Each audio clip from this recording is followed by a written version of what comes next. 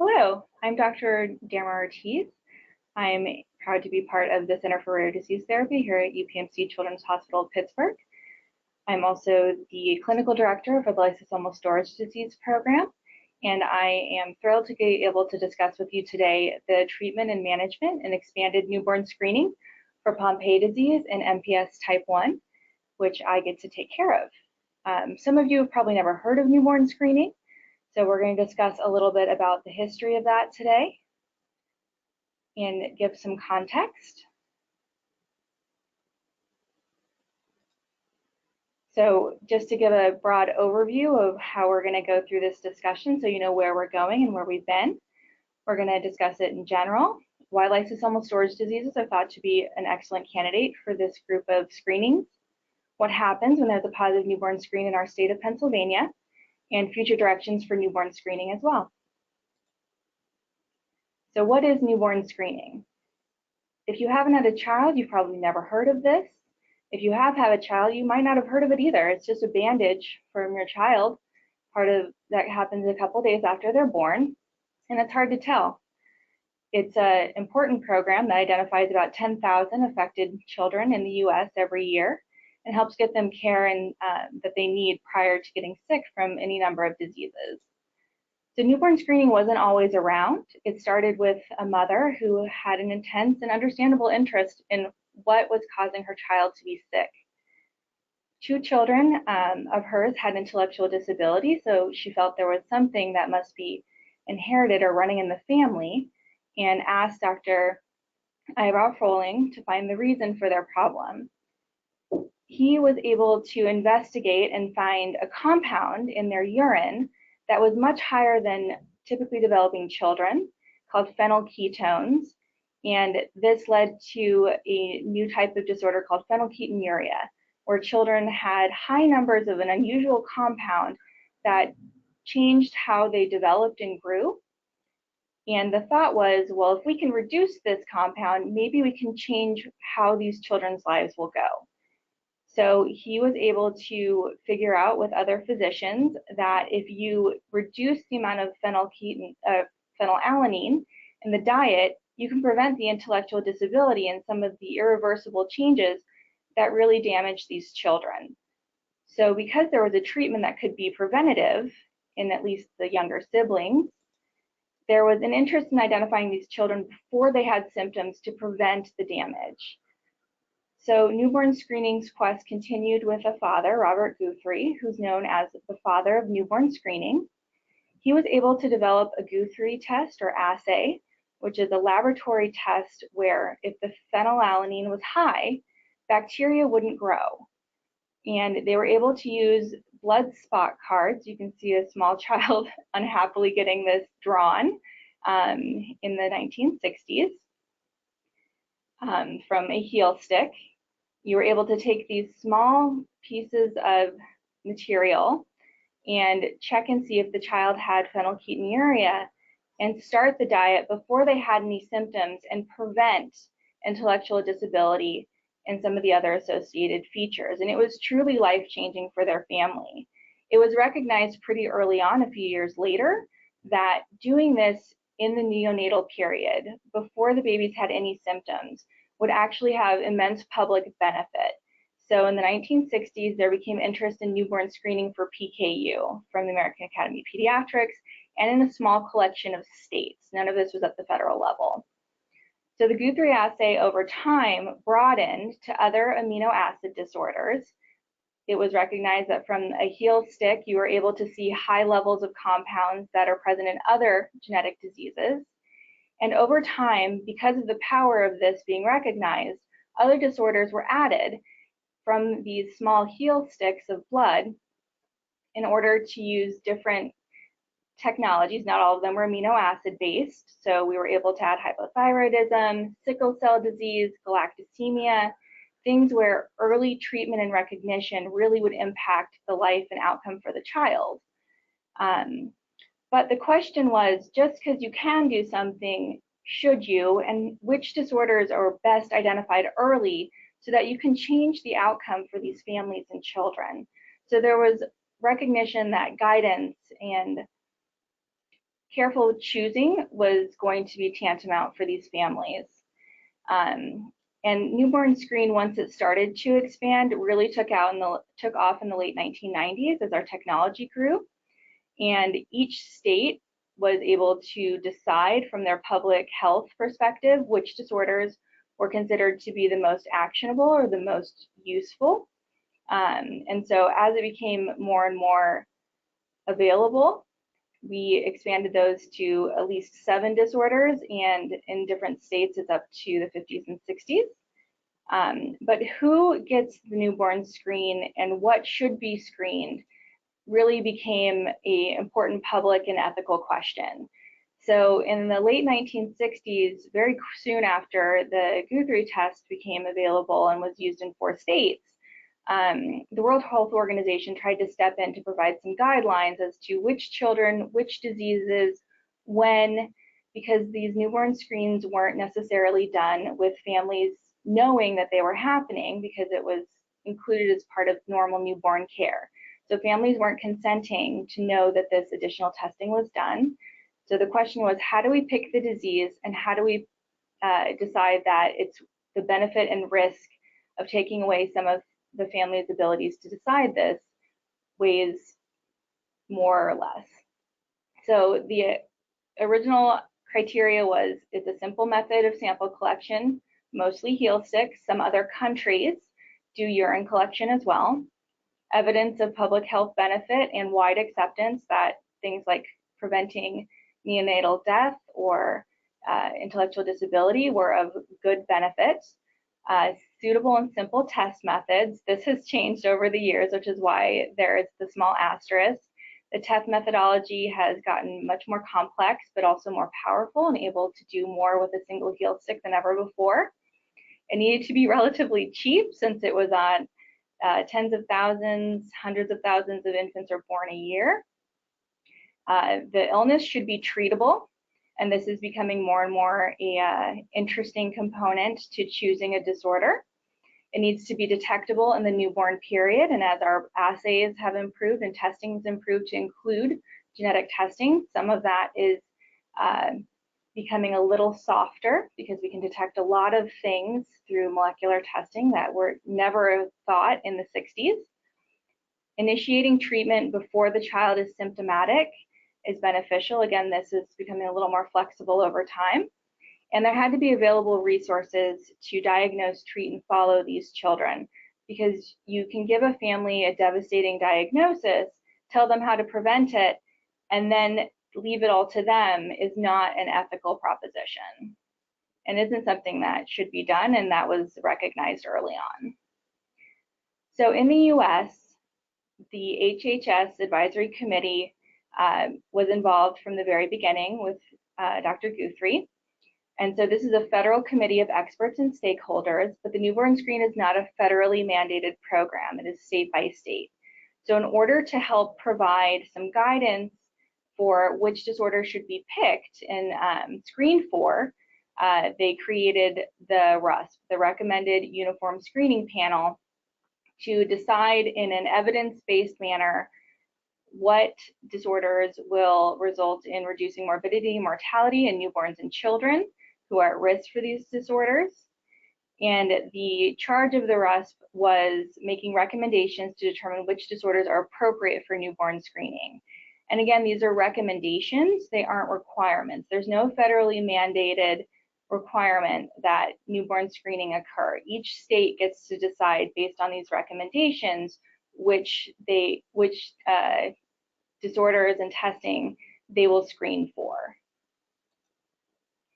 So over the years, the RUSP has been instrumental in helping us decide which disorders are appropriate for newborn screening and which need more time and effort or are just not appropriate to add to newborn screening.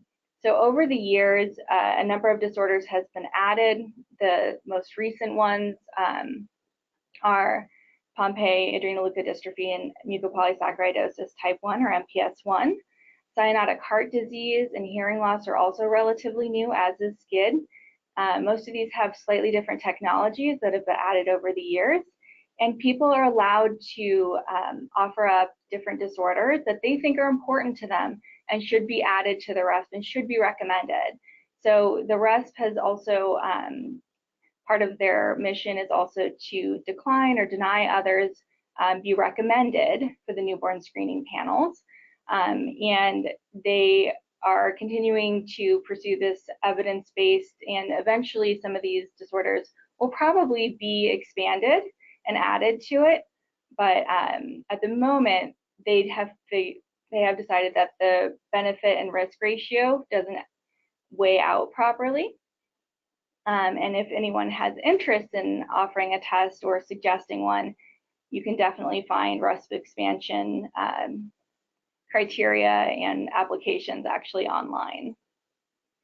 So for our state, Pennsylvania, they did a pretty broad swath of disorders, about 52, because they did the amino acid-based disorders as well. But in 2014, it was recognized that there would be benefit added if we could also screen for what are called lysosomal storage disorders. So they passed an act, Act 148 of that year, also known as Hannah's Law, that was really pushed by families and advocated by families, that if their lysosomal disorders that affected their children had been identified prior to having symptoms, that the outcome could have been much different for their child. So the legislature agreed, and in 2014 it was passed into an act adding Pompe disease, MPS 1, X-linked adrenoleukodystrophy, and the newest one is SMA, and that was, I believe, a year and a half ago, so 2018. So it's continuing to grow. So the other important thing to know for newborn screening, while we've talked about the good that it can do, is that it's a screening test. It's not a diagnosis, which surprises a lot of people because some of this has genetic testing nowadays. It has molecular testing. But even with that, it's still considered to be a screening test. It doesn't detect every single case, every single affected child. So we can get false positives and false negatives with this newborn screening test. Maybe it's not enough blood. Maybe it's a hot day. Maybe it's lab accident and they switch the data for the child, which is extremely rare, but these things can happen. You also have to have the timing correct for these tests. If you order them too early, you can miss a child, or you can falsely think a child is affected because it was collected under 24 hours. You need time for the toxin or the substance to build up in order to measure it. Newborn screening is great for high things. It's not so great for low things. And then the other tricky part is that when a child eats, some of these metabolites can normalize later on. So that could be a false positive. Additionally, because it's state to state, what counts as a high and what counts as a low varies. And even within each run of a test, it can change. And the states and the labs are always looking to improve their sensitivity and specificity, meaning catching the true cases and excluding the ones that don't really have the disease. And so those also change over time. So there's a lot of work on making this test, the screening test, the best it can be. But you can miss cases if your criteria are too rigid, and you can gather up too many families if the criteria isn't strict enough. So we've gone over just some basics of newborn screening, where it came from, how it's expanded, how we pick what disorders are going to be on the newborn screening, and how each state can influence that. So now we're going to talk about lysosomal storage disorders. So we're going to start by talking about the lysosome, which is something you might not have thought about since your high school days. So this is a cell on our left. You can see the organelles, which are the little tiny parts within the cell that each do a specific job. So you can see mitochondria, you can see the outside of the cell, you can see the big dark blob of the nucleus, and you can see this little purple box down here with this little clear guy on the bottom is a lysosome. Now, a lysosome is just a bag of acid that breaks down very large, fluffy, complex molecules into its component parts in order to let those parts be recycled and used for other purposes. Now it might just make another copy of the old molecule, or it might go make something else within the body that's necessary. But it has about 60 enzymes, and each of them do a very specific scissor activity, breaking down complex molecules. But they can have problems. So if any one of those scissors is broken, the enzyme is not able to function properly and do its job, and the thing it's supposed to snip off builds up. And when you have that buildup, you have a lysosomal storage disorder. Something is being stored that shouldn't be. So on the other side, on the right, is a cell with a lysosome that's full of one compound that it couldn't break down. So this giant blob is not the nucleus, it's a substance that's building up that normally the lysosome breaks down, and down at the very bottom, that little half circle, that's the nucleus. That's how large these cells get. They get very distorted, and it's not just the buildup that's the problem. The buildup can cause the problem, but you're also missing. So when the enzyme is deficient, you get the buildup here, but the body tries to break this forest down. So you will get abnormal substances accumulating at higher levels, other than just the physical buildup in the cells. The cells die. It's very much a problem, as you can imagine, and there is treatments that we can do as well. So what a mucopolysaccharide is a fancy word for muco, so mucus or a viscous substance, kind of like snot. Poly is many, and saccharide is sugar. So it is a sugar chain that gets nice and fluffy and collects water. Your lysosome breaks down this complicated molecule into its component parts in order to recycle it for other things. These GAGs or MPSs, they have two names because everything in medicine is a little more complicated than it should be. It'll depend on the different tissues. So brain has different MPS than a joint does. Bone has different MPS and GAGs than the bladder does. And so the type and how much they have is variable. And as you grow, you need certain amounts. So where and how these build up will depend on where in the body, and recycling this protein core and the component parts occurs in the lysosome. So when you have a buildup from the enzyme not working, you can get different mucopolysaccharidoses or MPSs. So we'll use that term from here on out. So MPS 1 is one of the disorders that was chosen for the newborn screen. It's caused by a broken or slow working copy of the enzyme alpha L-iduronidase. You don't need to know the enzyme. But what happens is two types of GAGs or MPSs build up, heparin and dermatan. And they're extremely important, and they're widely distributed in the body. They're in a lot of areas. So as they build up, it causes problems to the skeletal system, the joints, the eyes, the brain, the heart, livers. This illustration just shows how many parts of the body are affected. The respiratory system, the mouth, and the hardest part is, of course, the developmental system. So children that have this disorder have developmental delays and then eventually regression. This accumulation of these compounds in the heart, in the lungs, in the brain eventually can be severely disabling and life-shortening on the most severe end of the spectrum. Additionally, the disease changes how you look throughout your life and what systems are affected throughout your life. So the child looks pretty typical as a baby, and you wouldn't know, except as time goes on, the GAGs accumulate until you get this, I think he's still very cute, this full lips, full eyes, a little bit of a larger head. And the disease changes based on how much enzyme activity, how much scissors you have. If you have 0 scissors, no enzyme activity, you have Hurler syndrome, the most severe form of the disorder. If you have a little bit of enzyme activity, that's still not enough that you won't have symptoms, you have something called Shea or Shy syndrome. So it's a spectrum. You can have a little bit of enzyme to none at all.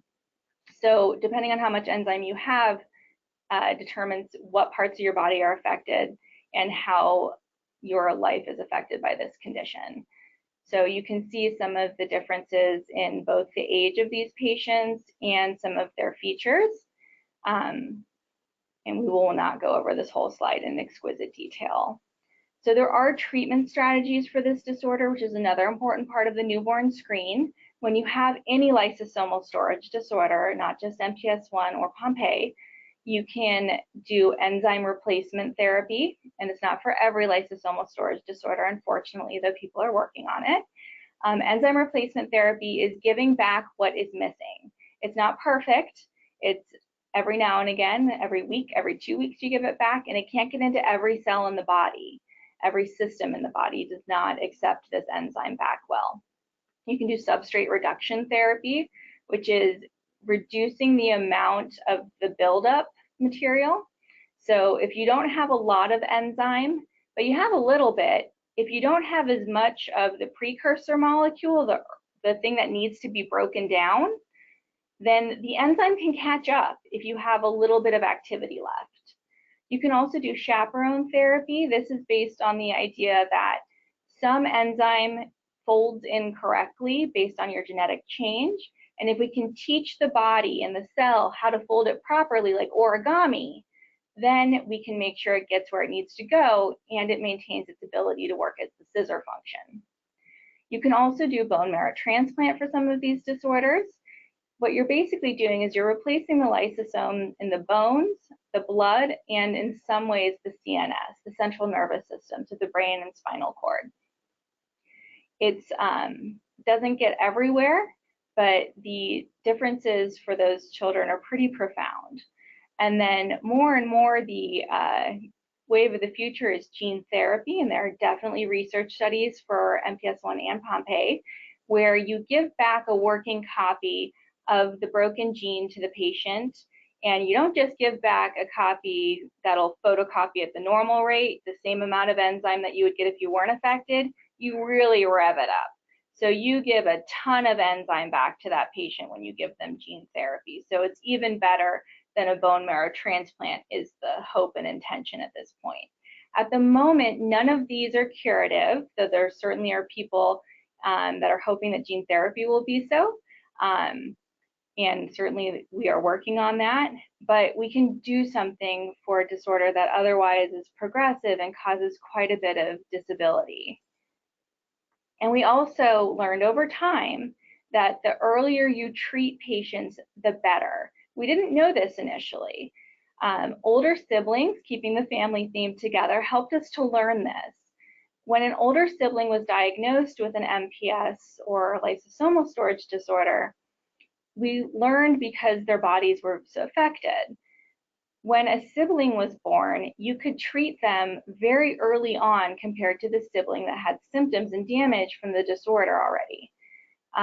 Through sibling studies, we were able to learn that the earlier you started ERT, the better these children did.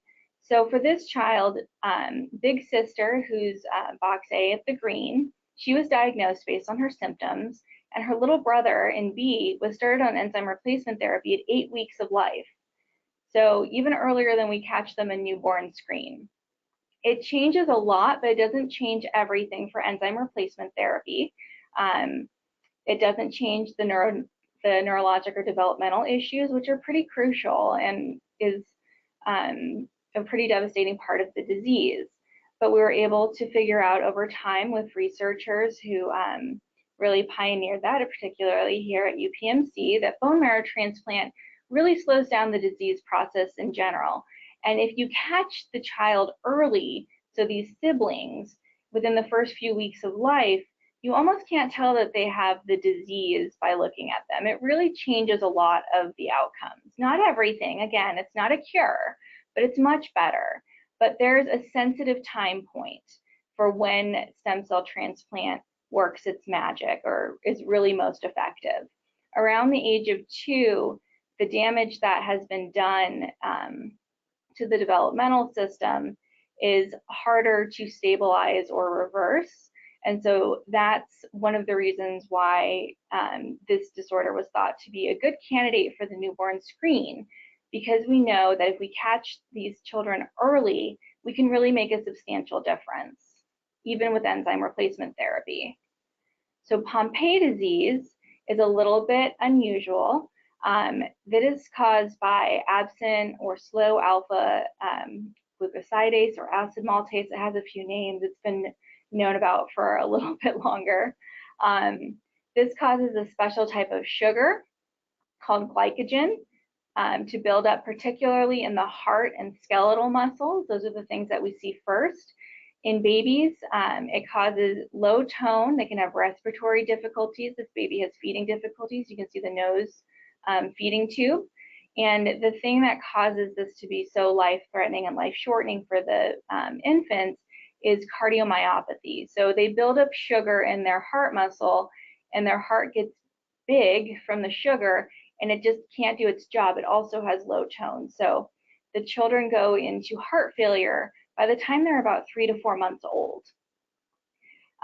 Because of how severe it can be, it was thought to be a good candidate because we got a therapy. Just like MPS 1 and all the lysosomal storage disorders, there's a spectrum, again, of disease depending on how much enzyme you have. If you have no enzyme, you have what's called the infantile or the early onset presentation. And if you have a little bit of enzyme available, you have late onset or adult onset disease.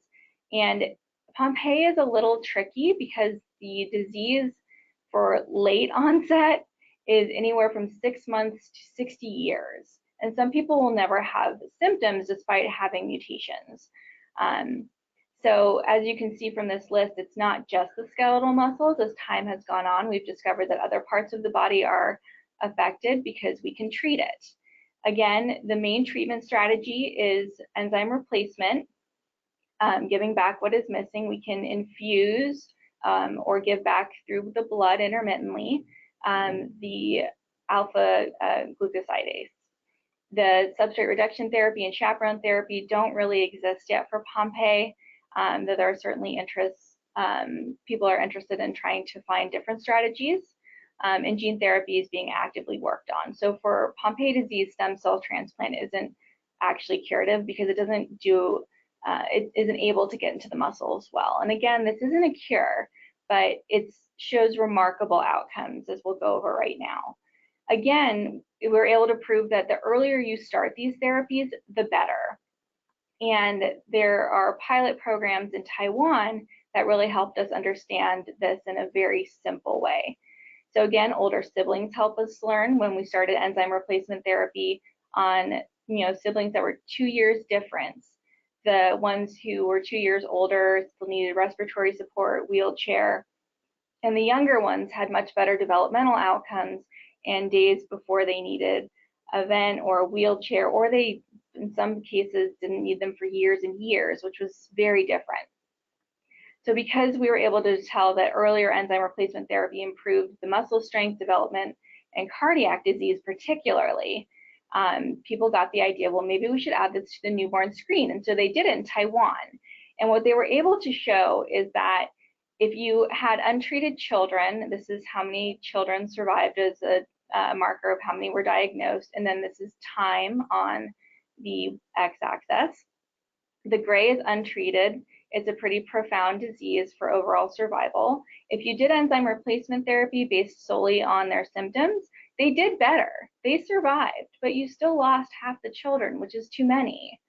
And if you did newborn screening and was able to start enzyme replacement therapy, they survived, and they did so much better even developmentally.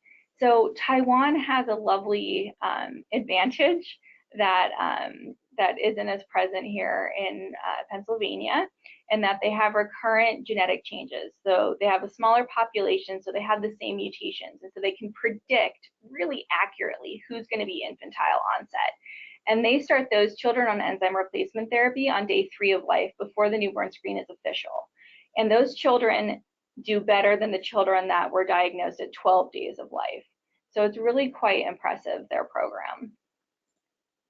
So this information of earlier treatment being better, of certain states like Illinois and Missouri being very important to the pilot newborn screening programs, has led to other states adopting MPS1 as being on the newborn screen. And this was even before Russ recommended it. Over time, more and more states have added this as a recommendation, but whether or not they're implemented is the other part. And so this is Pompe disease as well. You can see it's a similar number of states, similar representation.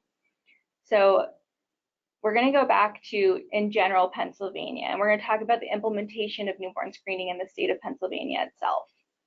So what happens when there is a positive in Western PA? So in Pennsylvania, newborn screening went live in February of 2016 for Pompe disease. They started with Pompe disease, and then they went live with MPS1 a year later. There are always going to be, in any implementation of a new testing strategy, things that need to be refined. So we use that time to make things better for when MPS1 was added. We were able to determine that 2-tier testing was ideal. We don't have the advantage of everyone having the same mutations in our state. So what happens is you get a newborn screen on day 2 of life, you leave the hospital, and then your pediatrician gets a call, and they get told that it's inconclusive and that they should repeat it. You get an enzyme activity. It doesn't mean a lot to your pediatrician. It means a lot to me when I get to see you in clinic.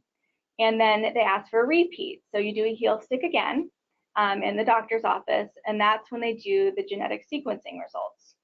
So this is just an idea of what it looks like. I've anonymized this as much as possible. Your pediatrician's not going to know what to do with this, and that's okay. That's why I'm around. I'm a clinician and a geneticist, so I get to do these things.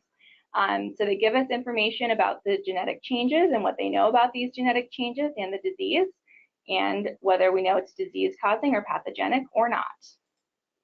So this is just a scheme so you can see the flow of time it takes to do a newborn screen in order to give us the best information possible to reduce the false positives and false negatives and really improve our diagnosis, even though it's a screening test. So in the first week of life, the enzyme is low, the pediatrician gets notified, and a repeat sample is requested on the yellow line. On the green line, the enzyme is tested again, and if it's low, the company automatically sequences that gene. It spells it out and looks for spelling mistakes. Those results take about 2 weeks. It's a complicated test. If the enzyme is low and we get sequence results finished, the pediatrician is then alerted by the state. The state also calls genetics. So depending on where you are in the state, it will be my team or CHOP or Hershey. The pediatrician is usually very good about calling us right away. Somebody from their office calls us, or we will call them. That's why there's some repetition on the bottom here. And then we decide who wants to call the family. Pediatricians know you. They take care of you. They know your families and your children better than we do at that point in time. And so they typically will elect to call the families first so that they know someone you've never heard of from genetics is going to call and schedule an appointment. So after we've talked to them and they let us know that they've talked to the family, unless they're not comfortable doing it, then we call the family and let them know that the newborn screen was again what's called abnormal or didn't have a result that we expected, and so you need to come in and see genetics. So what happens at the genetics visit? We have about 72 hours state mandate to see you and your child in clinic. You might feel a little rushed about this, but it's because we need to see the child before they have any symptoms if we can. The whole idea is to get children before they have symptoms. It's a little less imperative in newborn screening, but again, even in the Taiwanese data, the earlier you got the treatment, the better the child did. So we try to squeeze you in as quick as we can. We get a medical history. Usually it's pretty slim since they're babies, but some babies were in the NICU and it can be complicated. We get a family history. Maybe you've heard about this disease before because you have a cousin or a nephew who also has this diagnosis. And so you come in a very different mindset. We do a physical exam. We don't expect to see much at this point because the child shouldn't be symptomatic, but some children are. Not everyone follows the rules in medicine. And then we also have to do labs. They're typically urine and blood for both of these disorders. And we get the labs for you and your child. And for you, it's to look at those genetic changes and see who they were inherited from or if they're new in the child, and it's free. So for each of these diagnoses, we have different tests that we have to do in order to actually make the diagnosis. For newborn screening, you have to, again, confirm that this is an actual disorder. The mutations alone are not enough because not every genetic change is a mutation. Not every genetic change is associated with disease. Some are benign and don't cause any issues at all. So in order to check the health of your child and see if we can add additional diagnostic data, we do have to do a lot of testing. We'll walk you through it, we'll explain it. We know this is stressful. So why do we need this? You've already stuck my child twice. You have genetic information that I didn't ask for, because for a few simple reasons that are going to seem a little unusual. We have to make sure that this is the right baby in the right family. It sounds strange, but there are twins, there are triplets, there are baby miss-ups. We have to make sure that we have the right child in front of us because there's a risk for whoever's data it is that we get from the state. We have to see if the baby has the disease. Is this baby diagnosed or not? And if they are, how is the disease affecting the baby right now? Do we need to admit your child because that quick breathing they have is actually because their heart's affected? And we need to know this information because there can be issues with this set of disorders. So low enzyme activity doesn't always equal disease severity, which is strange because I spent some time telling you how there's a spectrum of disease from mild to severe based on enzyme activity. But it's because the way we measure enzyme is not in its natural happy state in the body, it's in a lab. And so because the body is different than the lab, enzyme that is low in the lab can sometimes be because the mutation or the genetic change is just not happy in that lab. And the baby is fine, but the genetic change causes a lab change, not a disease change. And those are called pseudodeficiencies. So that's part of why we need to see you. And then not every genetic change equals a disease, like those changes we just described. Some of them will be benign changes that don't cause disease, that don't cause any issue at all, but we don't know every single spelling difference in a gene at this point in the game, even for these two disorders alone that are incredibly well studied. And so since we don't know that, there's a possibility that the child will just be a carrier, completely unaffected. Additionally, having these additional lab data and information lets us know whether or not we need to do certain medications, if we need to do enzyme replacement therapy, or if we need to do stem cell transplant. And some of them will need to be repeated, but it really gives us a lot of information, and it gives us a chance to get to know you and your child. So this is just so you know the workflow for MPS 1, for example. The family comes to Children's for testing, that's the blue box, and then we kind of fall into 3 categories. The urine test is normal, the enzyme level is normal, you're a false positive, you are free to go.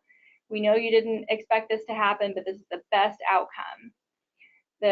You get the urine study, there's no urine spillage of the gags. The enzyme level is low, but the genetic changes that we see are benign. They don't cause disease. So just to be super careful and absolutely certain the best that we can do, we like to see these children back at 6 months to 12 months of age. Because again, this is a screening test. This isn't a clear diagnosis, and this kind of pink category is mostly good, but we have to be careful. And then the last category, the whole reason why newborn screening was implemented to begin with. The gags are really high, the child's spilling it, the enzyme is really low. and we get genetic changes that cause MPS I, and we know that. This is a true positive. Now we need to figure out whether it's the milder end of the disease or the more severe. If it's the more severe and you have classic mutations that don't cause any enzyme activity at all, then we're going to recommend strongly that you and your child are seen by the bone marrow transplant team here. We have a lot of experience with this, and the earlier that you transplant, the better the outcome. So that's why we hurry you along for that. If we think it's going to be a milder genetic change, we can start enzyme replacement therapy as soon as we know. And we follow you every few months, so we can catch your child as early as possible to look for subtle disease presentation. Development's not affected for several months, even beyond the 3 to 6 months. So we start looking for bones and soft tissue and other ways that the body tells us that it's affected. And if we need to do stem cell transplant, we will refer you at that point or strongly recommend you do so, or we can start enzyme replacement therapy. If we know the child's going to be even the most benign form, the Shea form of MPS I, the recommendations are to start enzyme replacement therapy at 6 months of age, because we truly believe from the data that the outcome will be the best. The bones will be the least affected, the child will live a life as free of disease as possible until we get something curative. That's always the goal. So the kind of lighter purple and pink area leads to some of the more complicated and ethically ambiguous areas in newborn screening. So newborn screen originally was designed for very severe disorders that cause damage and can cause death in the neonatal period. But our ability to test and diagnose diseases that are milder kind of complicates this. So we can pick up the severe disorders, and that's what the hope is, and the whole reason why these newborn screening recommendations were passed in the first place. But we're also catching a lot of mild presentations. And certainly we hope that early diagnosis will mean that the life of these individuals will be longer, healthier, that they'll have better, better pain control, any number of things. But we don't always know who those mild ones are yet, because most of our information is on the most severe end of the disorder. So we are still trying to determine when those later onset individuals will start having signs and symptoms, and when will be the perfect time to start enzyme replacement therapy, and whether you should go to the gene therapy trials. And an unintentional outcome of newborn screening for lysosomal storage diseases, even just these two, has been that a lot of families are in limbo, where we have diagnosed their children with late onset presentations of the disease, but we don't know if your child's going to have symptoms at 6 or 62. And so we just follow you and we stay with you and we don't abandon you. We keep working with you because we know this is stressful and we know you didn't ask for this. And for other of our families, we haven't even been able to diagnose them clearly. They have genetic changes that have never been seen before and are called variants of unknown significance. And over time, we will know whether those genetic changes are benign or disease-causing, but it takes a long time, and genetics move slowly because we want to be very careful. So if you come to us and see us in clinic, we can definitely help you meet families that are in that same boat, whatever your boat is. So now we've gone over a lot about newborn screening, and there's a lot of interest in future directions. And don't forget, you can submit to RESP if you really want to add a disorder. So as newborn screens strengths have been recognized, it's definitely expanding, and our technologies are absolutely powering that expansion. As treatment options expand, I truly believe more diseases are going to be added. There is definitely interest in doing things that I think are at the moment a little ethically ambiguous, such as sequencing exomes and genomes in newborn screen. I truly believe in consent for that. But there's definite interest in that aspect of patient care and newborn screening and public health. And so there's a lot of debate going on, and we certainly welcome our families' inputs, because a lot of people are affected, 10,000 people a year in the US alone. We also are learning some of the genetic differences, so genotype, phenotype, which is what genetic changes equal what disease presentation in the body. For some of these disorders and genetic changes, it's really clear. You make no enzyme, but for other ones, they can have leaky mutations, which anyone who's seen me for Pompe disease has probably heard that discussion before, or they're deep intronic variants, or they're genetic changes that have never been seen before. And so a lot of these disorders, particularly MPS 1 and Pompe, have genetic changes that are private to each family. So they're not well known or characterized yet. We also know that our early treated patients have expanded our expectations. There are children with infantile Pompe disease who would have died at a year of life who are now in their 20s, and they're really pushing forward on the treatments because their bodies still display the disease, but they're alive and they're here and they have their own opinions and their own agendas, and they're really pushing us in medicine, and it's fantastic. And they're really getting the pharmacies involved because what they have is good, but they want better. And so we're going to learn more along with them as well. So this is just a little reminder that newborn screening is still pretty young. Our grandparents didn't have this. My generation had this, but it was only for a few disorders. It's only been 50 years, and it's only growing over time. So if you have an interest in this, there's definitely more people in medicine that need to know about this. And if you want to talk to families, we can help you with that. It's such an interesting field, and there's so many things to discuss about it. For those who are interested or learn about newborn screen through their own child's newborn screen, this is just our local team here. This is our clinical lysosomal storage diseases team. If you have an interest in coming to see us clinically, we're always happy to have new patients, even if you aren't on newborn screen, or if you need a second opinion, we're happy to do that too.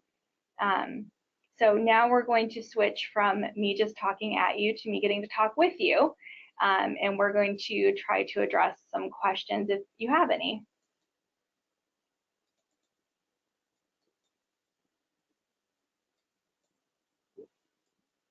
All right, so just bear with me. I haven't done it this way before. So let's see. So one person who was listening asked, I have a question. Who decides the best treatment for my child with MPS? And the answer is that you do. So when you come in and we have confirmed a diagnosis of MPS 1, what we will do is we will sit down and we will talk about the treatment options that are available. We will strongly recommend enzyme replacement therapy, and if your child is severe, has Hurler, or is expected to have Hurler, we will recommend seeing our bone marrow transplant and NDRD, or neurodevelopment and rare disorders team. Those visits are not binding. They will make their recommendations based on the discussions they have with you and your child, and our team as well from the clinical side, and we will follow you together. You do not have to do enzyme replacement therapy if you do not want to. We will continue to follow your child if you choose not to get treated, and we will walk down that path with you, but that we will continue to gently recommend just for the sake of your child, because we know what the natural history, meaning the untreated history, is. But it's really up to the family and particularly the parents to decide what the treatment options are. Grandma may want bone marrow transplant, but if mom and dad don't want it, that baby is not going to get it. But it's an ongoing conversation. It's not an all or nothing until you get that transplant. So another audience member asked, how does my child get an evaluation with the Lysosomal Storage Diseases Clinic at Children's Hospital of Pittsburgh? So we are a referral service. You have to get a referral from your pediatrician or another provider. It doesn't have to be a pediatrician. We do second opinions as well. If you've seen another geneticist and want another input, that's fine. what you will do after you get a referral is you can call the number on this slide here, 412-692-5070. You can do number 6 for newborn screening. I think number 1 is for scheduling, but I'm not 100% on that because I don't call our number very often. But you can also call central scheduling or email the Center for Rare Disease Therapy if you're abroad and wanted to see us as well.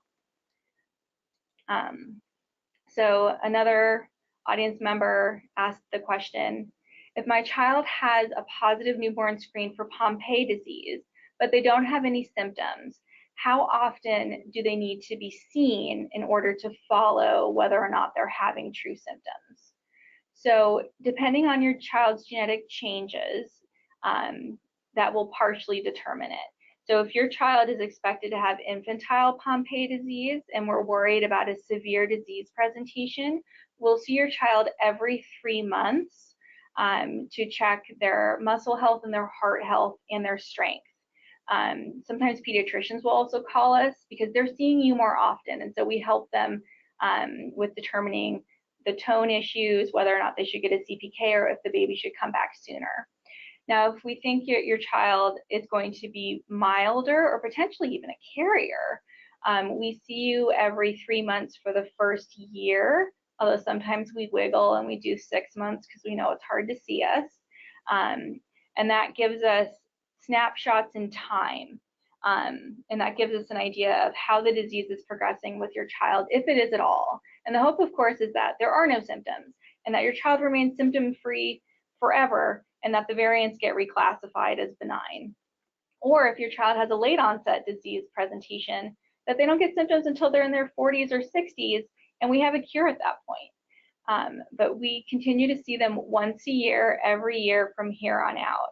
In time, I think we'll probably stretch that out as the child can tell us, like, Mom, I feel tired, or my muscles are sore, or you notice your child is getting winded. When the child can give us some information back, we can probably start stretching those out. But right now, the management guidelines in the US are to see the child once a year. Another audience member asked, what is the reason used to not include diseases such as Krabbe on the Pennsylvania newborn screen? So Krabbe disease is mandated from Act 148 in 2014 to be included on the Pennsylvania newborn screen. Now, the reason why it hasn't been activated yet or implemented is because there's been some issues with trying to determine who's infantile Krabbe and needs to go immediately for a bone marrow transplant versus who is going to be in the risk category where they could be juvenile, later onset, or milder onset, since not every infantile Pompe disease has the common 35 kb deletion.